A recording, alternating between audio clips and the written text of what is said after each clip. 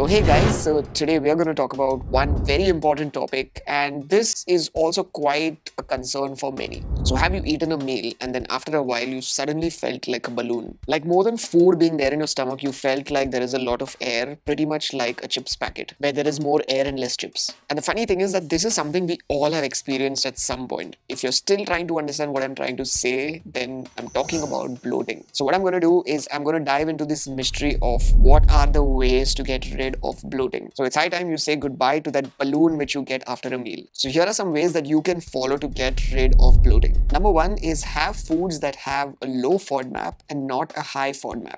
Don't worry, I'm going to explain. Now, the word FODMAP, which stands for fermentable oligosaccharides, disaccharides, monosaccharides, and polyols. So they are a group of carbohydrates and sugar alcohols that are very poorly absorbed in the small intestine. And because they're very poorly absorbed, that causes fermentation by bacteria in the colon. And when this fermentation happens, it causes the production of gas and other byproducts. So think of monosaccharides as a simple form of carbohydrates, which are your glucose. So disaccharides are a combination of two simple sugars, and oligosaccharides are around 3 to 10 units, or think of a very long train, which are also your complex carbohydrates. Now, when it comes to your oligosaccharides, which is that entire train, avoid foods such as whole grains, oats, and even brown rice, because some of them might contribute to the production of gas in your system. And there are a few others like onions and garlic. Now, there is this other thing which is called chicory. Now, you must have noticed this word, especially in coffee. So basically, it's a coffee substitute. And when you buy coffee, if you look at the back, if you see sometimes the ingredients, it might say coffee, like 70% coffee and 30% chicory. And sometimes when you have coffee and if that coffee has chicory, that might also be kind of a trigger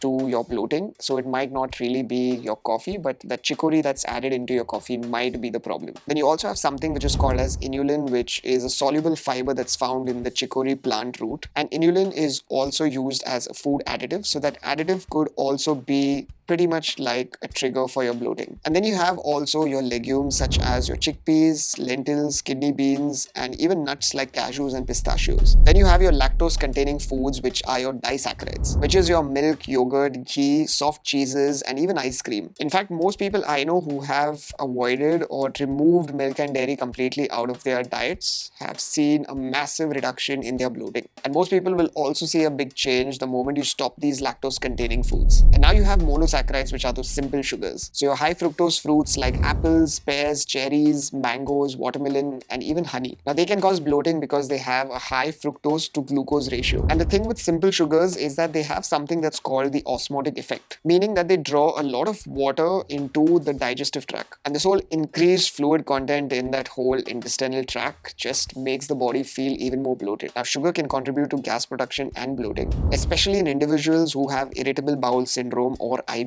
or other functional gastrointestinal disorders. So stay away from all those simple sugars, desserts, ice creams, chocolates, anything that triggers your bloating. And the last you have is polyols or sugar alcohol. Now these compounds have a chemical structure resembling both sugars and alcohols, and most of them are often used as sugar substitutes. And these are a few names that are common polyols. And a few of these polyols that you should try and avoid. Some of them are stone fruits like apricots, cherries, nectarines, peaches, and plums, as well as sugar-free products. Then you also have certain mushrooms, cauliflower, and sugar alcohols that are found in sugar-free gum and even candies. Now, sugar alcohols can also have laxative effects. And when consumed in excess, it can also cause gas, bloating, and even diarrhea. So stay away from most of the food that I've mentioned above, which are your high FODMAPs. Now, what I'm going to tell you are the low FODMAP foods, which can be used as an alternative to those ones. So firstly are your dairy alternatives. So you can go for almond milk or soy milk or any other lactose-free milk. When it comes to grains, just try and choose more gluten-free grains like rice, quinoa, and even if you like bread and pasta, also try and go for gluten-free. Now fruits like berries, which are your strawberries, blueberries, raspberries, citrus fruits, oranges, lemons, and limes, and your bananas, which are ripe or unripe, they are very good foods that don't trigger your bloating. And also vegetables like leafy greens, which are your spinach, kale, lettuce, root vegetables like carrots and sweet potatoes, and even bell peppers, zucchini, eggplant,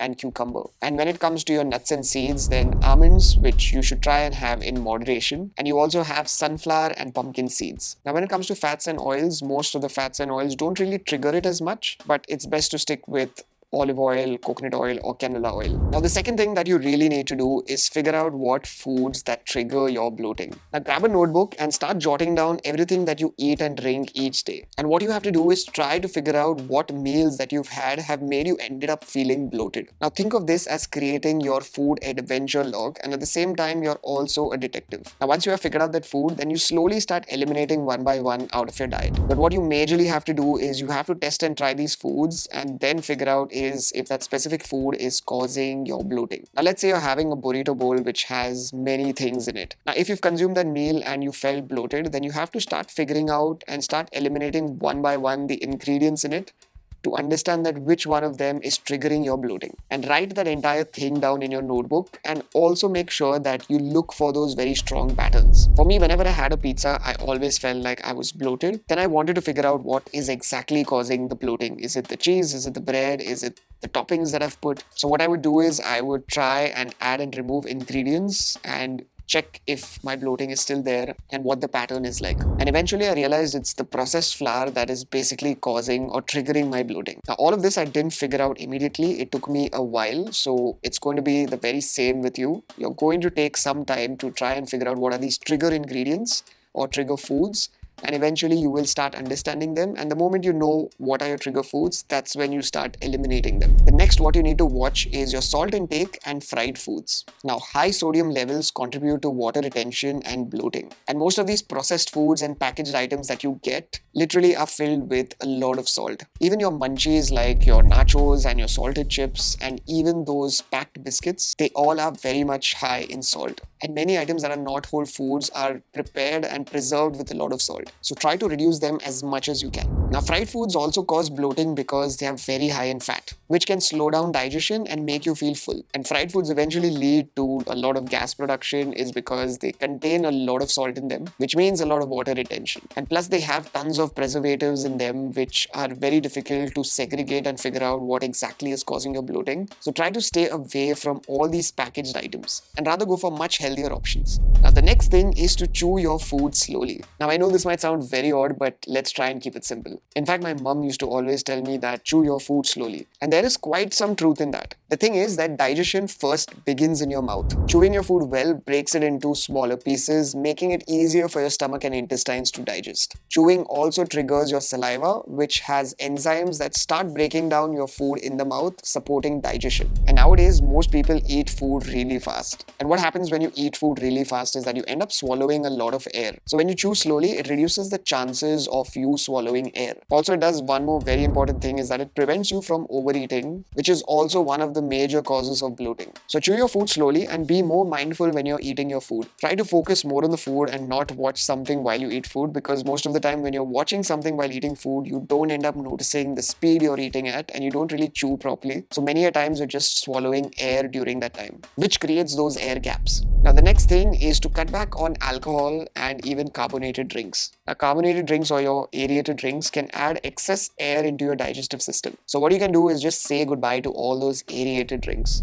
Now, these drinks, if you've noticed, they have bubbles, and when you drink them, you swallow the gas. And this gas creates those bubbles in your stomach, which ends up leading to bloating. Plus, most of these aerated drinks are very acidic, and that acidity of these aerated drinks might irritate the stomach, which will cause a lot of discomfort and also cause bloating. And when it comes to alcohol, alcohol is a diuretic which causes dehydration, so it will suck out all the water from your body. Plus, alcohol does one more thing is that it disrupts your gut contractions. And plus, consumption of alcohol is not really good in many ways, so just try and stay away from it. Now, the next you can consume is herbal teas. So ginger tea and peppermint are teas that are known to soothe the digestive system. And if you like any other kind of herbal teas, like even chamomile, you can go ahead and have them, but try to have teas that do not have caffeine. Now, a lot of milk teas and milk coffees are quite a trigger when it comes to bloating, and if you like, your coffees from famous places or commercial places like a Starbucks, that is going to make your bloating even worse. And because a lot of people love them so much, so they ignore their bloating and they keep consuming it. And there you also have additional things like sugars and many more additives. So if you are really fond of milk teas and milk coffees, just try and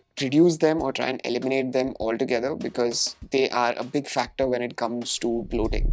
Now, the next is probiotics for your gut health. Now, when it comes to your bloating, probiotics play a very important role in helping you to reduce that bloating and all the symptoms of it. And here are a few foods that will help you with your probiotics. Number one is kimchi. So kimchi is basically a spicy fermented vegetable dish, and it's often made with cabbage. And because it's fermented, it has a number of probiotic strains that are very helpful for your gut. Then you also have pickles that are fermented mostly in vinegar. They can also be a very good source of probiotics. So you can make them at home or you can just buy them in the supermarkets. But just look for naturally fermented pickles with not too many additives. Then you also have tempeh, which is a fermented soy product, which is rich in probiotics and provides a very good source of plant-based protein. Now, if you're wondering that why have I not mentioned things like yogurt or buttermilk, I would say avoid anything that is lactose-based, because even though they have probiotics in it, they also have lactose in it, which will cause your bloating. So in one way, you're getting benefit, and in the other way, you're getting damage. And the last are three things that will majorly reduce all the symptoms of bloating, and all three are not food. And from there, the very first one is to stay hydrated. Now imagine your digestive system pretty much like a city where water is the main lifeline for that city, because water for every city just keeps everything running smoothly. But when you're not hydrated, it's almost like a city facing water shortage, and that will cause chaos and congestion. So just make sure that your digestive city is always having water.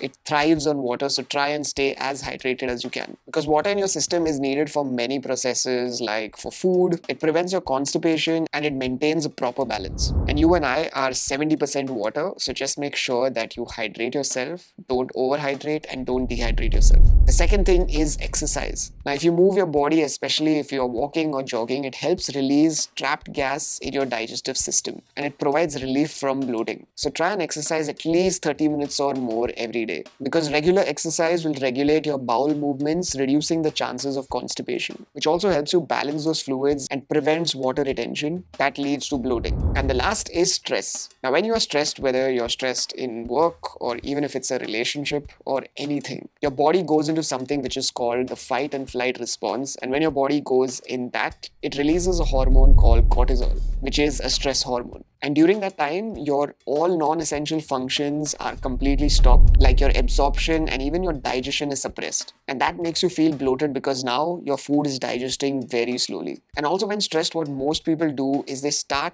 going towards comfort food. And most of those comfort foods are high in sugar, fat, and salt, which are all your chips, your sodas, your alcohol, and any of that. And all of these eventually come together and make your bloating even worse. So when you're stressed, try to not reach out for comfort foods because they will make your bloating even worse. And the best way to reduce your stress at that time is breathe in very slowly, as slowly as you can, until your lungs are full. And breathe out very slowly and progressively as long as you can. What this will do is that when your levels of stress are very high, this will start to calm your body, indirectly avoiding your bloating. But in case you have chronic bloating or if you're suffering from IBS, which is irritable bowel syndrome, make sure that you visit a specialist. So there you have it. In a nutshell, beating bloating or all the symptoms of bloating is quite easy as making friends with these down-to-earth tips. And when it comes to bloating, all you have to do is listen to your tummy, choose your snacks wisely, understand what your triggers are, and also try and take deep breaths in so that you don't stress over it. And if you have some methods that you've used and that has worked for your bloating, just let me know in the comments. And until we meet again next, don't stress and be awesome. Rocher that.